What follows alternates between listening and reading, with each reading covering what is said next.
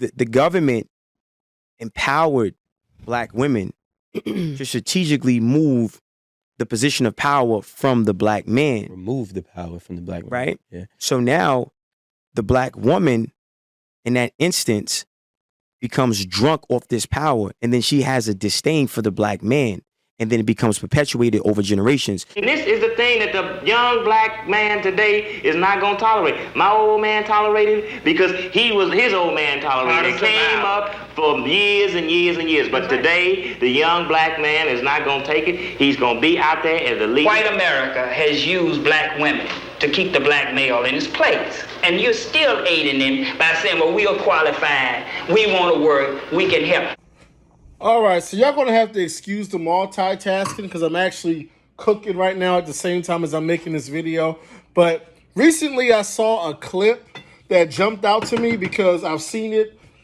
I've seen the same talking point, the same belief, probably 100 different times over the course of the last, let's say, 5-6 years. And you know the talking point, you know, the whole the white man weaponized the black woman against the black man because he get a 2-for-1, and you know, black women have an issue with black male leadership, and the white man is using them to take the black man down and destroy the black community. So let's just say, for argument's sake, I grant the argument, right? Let's just say I say, okay, you know what? Yeah, I agree with you. I have a few questions about that for men. I understand a lot of women listen to my content and a lot of them agree with what I say, but 99% of the, well, not 90, but 85% of the time, I'm talking to men. It's just everybody gets to listen to the conversation. So my questions are this. Number one, if what you're saying is true and that we are actually fighting a war with the quote-unquote man, and the man has turned our woman against us to take us down, why haven't we organized and taken our fight directly to the man? Why have we spent so much time going back and forth with women? And this has been like, when I say this talking point has been around for 60 years, I'm not exaggerating. I'm going to put in the clip from like the 60s where men are making the exact same argument. So my thing is, we've been making this argument now for 60 plus years. And so I got the same question. If what you're saying is true, if you really believe what you're saying, then why haven't us as men organized amongst each other, right? We don't need the women to do this. Why haven't men gathered around other men and come up with a strategy so that we can take on the man? Since the man is using the woman as a proxy, why don't we just take the fight directly to the man? If you believe that, why haven't we done that? Simple question. Wouldn't it make sense that, okay, we have a situation going on with the man, so we should be getting as much education as possible. We should be working out and getting in as great a shape as possible. We should know how to farm. We should know how to fix cars. We should be in great shape, taking care of our body, eating holistically, eating healthily.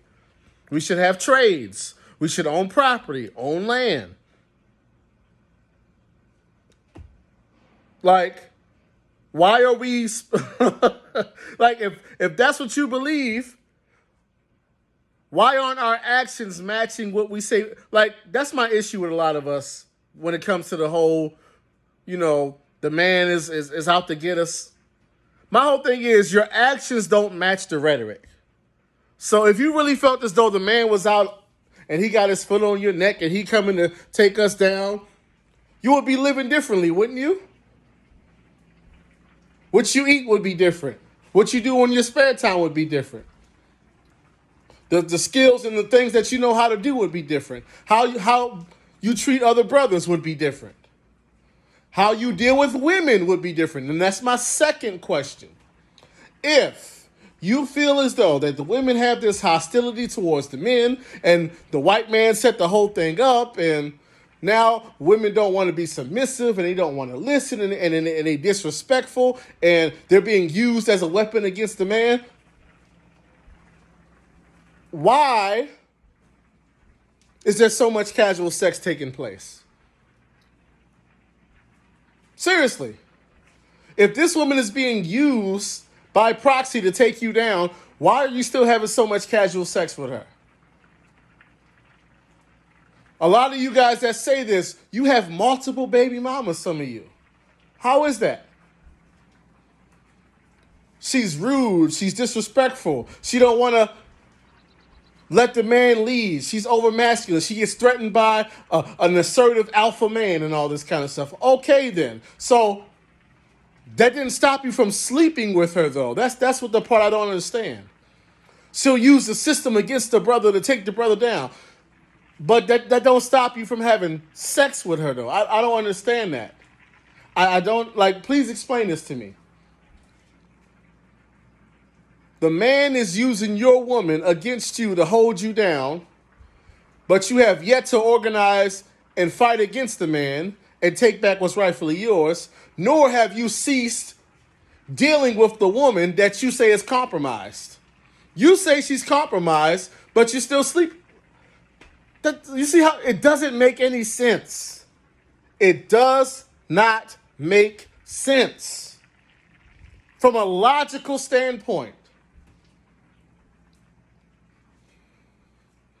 Some of you, man, if I were to ask you your body count and how many black female sex partners you've had, it's 30, 40, 50. So hold on. So you just having a good old time with the enemy. That's what you're saying? You're saying that she's the enemy because she's being used against you, but you're having a good time with her, aren't you?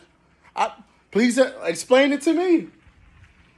You following the enemy all on Instagram, liking the pictures, putting hard eyes. Like, come on, man. That's the part I don't understand. I don't believe the argument, but even if I grant you the argument, how you're moving around does not make sense if you believe what you're spewing out of your mouth. If you really believe that, your actions would be a lot different, would they not? So what are you doing, brother?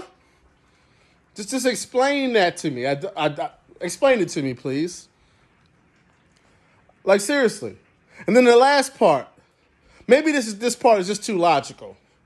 So, once again, and this ties into the first question, but if you believe the man has empowered the women and put a woman in a certain position to usurp you and thus tear down the community, why haven't you leveled yourself to a certain level and to a certain extent to where, listen, if I have a woman, it's a plus, it's a benefit. You know, why haven't you gotten to yourself to where you're making between $65,000 and $100,000 a year? You're in pretty good shape. You smell good. You dress nice. You're smart. You're confident. You got your own place. You got your own car. Got a couple dollars in the bank. Got your own hobbies, your own identity, your own belief system. And so, hey, if I come across a woman that I think can, add to what I'm already doing, then fine. But if not, then I'm just going to stay by myself. Because I promise you, you're not going to die if you don't have sex. You're not going to die if you don't have a woman. I promise you. Trust me, you're not. So if you felt as though she's against you, why didn't you just level yourself up to the point where now you can just pick and choose what you want to do and what you don't want to do and see if you have different outcomes? Or you could have leveled yourself up and expanded your options.